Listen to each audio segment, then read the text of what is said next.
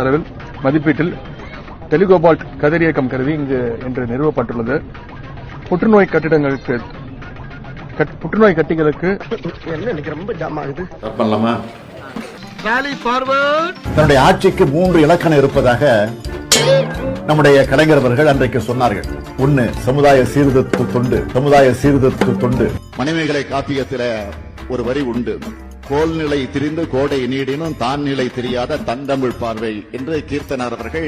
கீர்த்தனாரா தலைவரே? அது கீர்த்தனார் இல்ல, சீத்தலை சாத்தனார். பான்பையையும் பகுத்தவத்தையும் பெற்றிருப்பவர்கள் நாங்கள். மிக துல்லியமாக கதிர்வீச்சு சிகிச்சை செய்விக்க இயலும் மற்றும் வரியால் அவதியுன்ற புற்றுநோய் நோயாளிகளுக்கு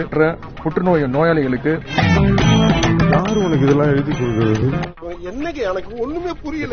எனக்கும் புரியல. நம்முடைய மாண்புமிகு பிற்படுத்தப்பட்ட நலத்துறையுடைய அமைச்சர் நடமாட ஊடகமாக மாறணும். அடிக்கிறதே துண்டு சீட்டை பார்த்து அதுவுமா பிள்ளை இல்லாம படிக்க மாட்டீங்க. தூணை கண்ணை மூடிக்கொண்டால் உலகமே இருண்டு விட்டது என்று சொல்லக்கூடிய நிலையில இந்த உலகத்தை எப்படி கண்ட்ரோல் பண்றதுன்னு தான் தெரியும். Before the monsoon, means let's say end of September. This is August. Next month is September. Yeah. A new Prime Minister in Delhi. We build a new India as a son of the Thalaivar Kalaignar. I propose the candidature of Rahul Gandhi from Tamil Nadu. வலி நிவாரணியாகவும் இரத்த கசிவினை தடுக்கவும் இந்த கருவி பயன்படுத்தப்படும். தினந்தோறும் 30க்கும் மேற்பட்ட புற்றுநோயாளிகள் இதன் மூலம் பயன்பெறுவார்கள். கற்பழிப்பு, பாலியல் பலாத்காரம், சங்கிலி பருப்பு, தாடி அரிப்பு. ராமேஸ்வரத்தை இன்றைக்கு உலக புகழ்பெற்ற சுற்றுலா தலமாக மாத்திட்டாரா? சாவடிக்கிறான் சார். ஜனவரி மாதம் 25ஆம் தேதி குடியரசு நாளில் கௌரவ தேவப்பட்டோம். அதே போல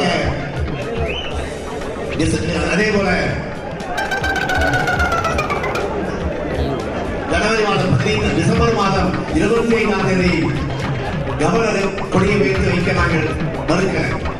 ஆனால் ஜனவரி மாதம் 15ஆம் தேதி சோதனை நாள் வருகிற போது அவசர சிகிச்சை படிடா ஒழுங்கா படிடா. அண்ணன் அதுவும் இல்லாமல் அண்ணன் நடித்த படம் இருக்கு இல்லையா, உதய அண்ணன் நடித்த 5 படங்கள் இப்போ கரண்ட்டில் அண்ணன் நடித்த படம் எல்லாத்தையுமே மேலூர் மக்களுக்கு இலவச ஷோ. காலையில் 1000 பேருக்கு இலவச ஷோ பண்ணேன். காலையில் ஃபஸ்ட்டு ஷோ எல்லாத்துக்கும் நான் தான் பண்ணேன். அண்ணன் நடித்த 5 படத்துக்கும் நான் தான் பண்ணியிருக்கேன். ஃப்ரீ டிக்கெட்டு, ஃப்ரீ எல்லாமே ஸ்நாக்ஸோடு கொடுத்து. முதலே சொல்றேன் நீ தூக்க.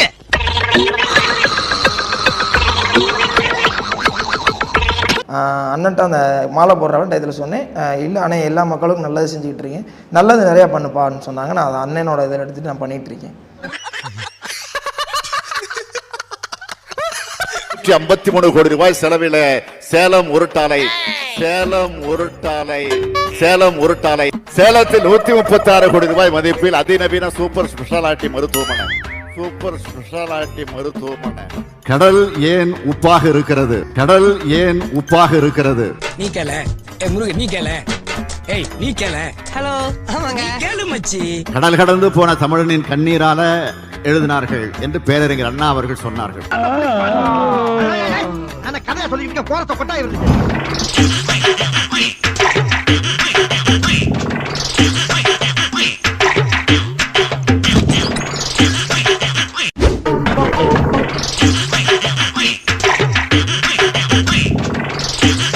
மிகச்சிறந்த ஒரு லெக் ஸ்பின் போலர்.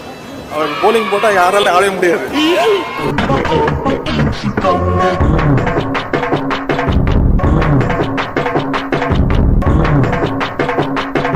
நீங்க லைக் பண்ணுவீங்கன்னு நம்புறேன். லைக் பண்ணா மட்டும் போதாது, அதை நீங்க ரீஷேர் பண்ணணும். ஸ்டாலின் ஒரு ஞான சூன்யம். எந்த துறையை பற்றிய அறிவும் அவருக்கு கிடையாது.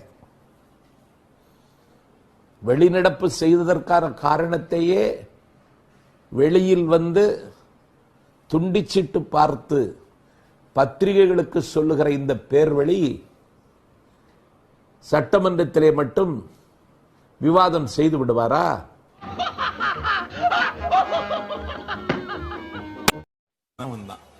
இவனுக்கு என்ன தெரியும்? நக்குகிற நாய்க்கு செக்காவது சிவலிங்கமாவது.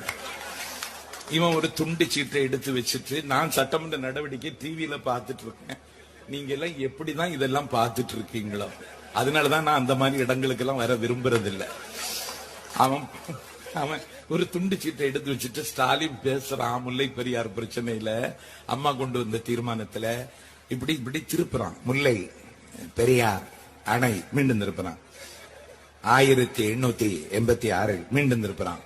லண்டனில் இருந்து வந்த பென்னி குக் என்பவரால் மீண்டும் திருப்புறான். கட்டி முடிக்கப்பட்டதுன்னா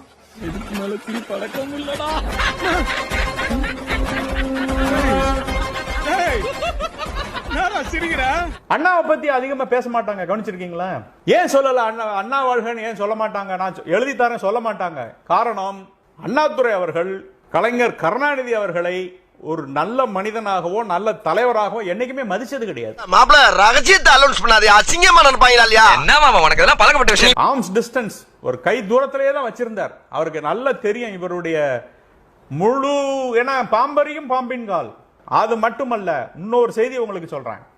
திமுக கழகத்தை அண்ணாதுரை அவர்கள் ராபின்சன் பூங்காவில் 47 தொடங்கும் பொழுது கொட்டு மலையில் 5 தம்பிகள் நிற்கும் போது நடுவில் நின்று அண்ணா பேசுறார். அந்த 5 தம்பிகள்ல கலைஞர் இல்லை.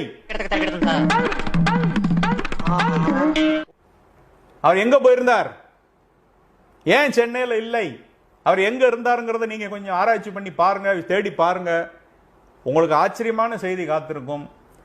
அண்ணாவை எதிர்க்கக்கூடிய எதிரணியில் பெரியாரோடு கருணாநிதி இருந்தார் அன்னைக்கு.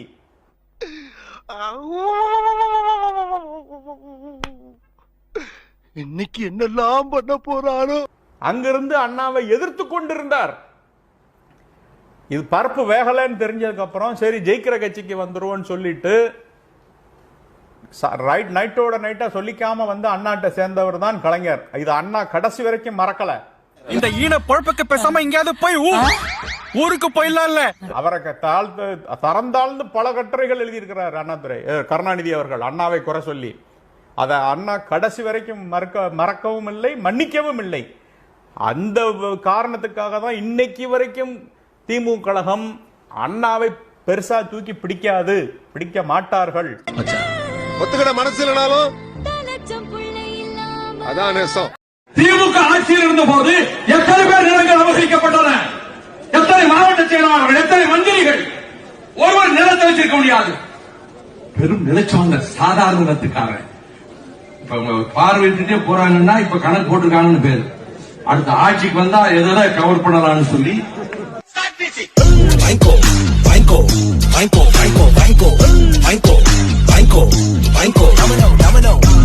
கோவையிலே ஒரு தொழிலதிபருடைய இன்னொரு தொழிற்சாலையை அடிமாட்டு வரை கேட்டாங்க. அவங்க முடியாத ஒரு போராட்டத்தை இவங்களே தூண்டிவிட்டு அந்த ஜெனரல் மேனேஜர் கொலை செய்யப்பட்டார். வயது போய் அந்த தொழிற்சாலையை இவங்களுக்கே வித்துட்டாய். இந்த குடும்பத்துக்குள்ள 7-8 மாஃபியா கூட்டம் இருக்கு. யாரும் சொத்துக்களை வச்சிருக்க முடியாது. திமுக ஆட்சி சொத்துக்களை அவரே பறிச்சுட்டு போயிருவாங்க. கொடுக்கற ரூபாய் வாங்கிட்டு போவோம். சொல்றத வச்சு பார்த்தா ஆமாண்டா குண்டா, இவனுக்கு ஒரு கேவலமான குடும்பம். பாத்தீங்களா? ஆக கேட்டீங்களா? டிவில தெரிஞ்சதா? சப்ஸ்கிரைப் செய்யாம வீடியோ பார்த்தா என்ன நிலைமை பாக்குறீங்களா? தயவு செய்து சப்ஸ்கிரைப் பண்ணி வீடியோ பாருங்க.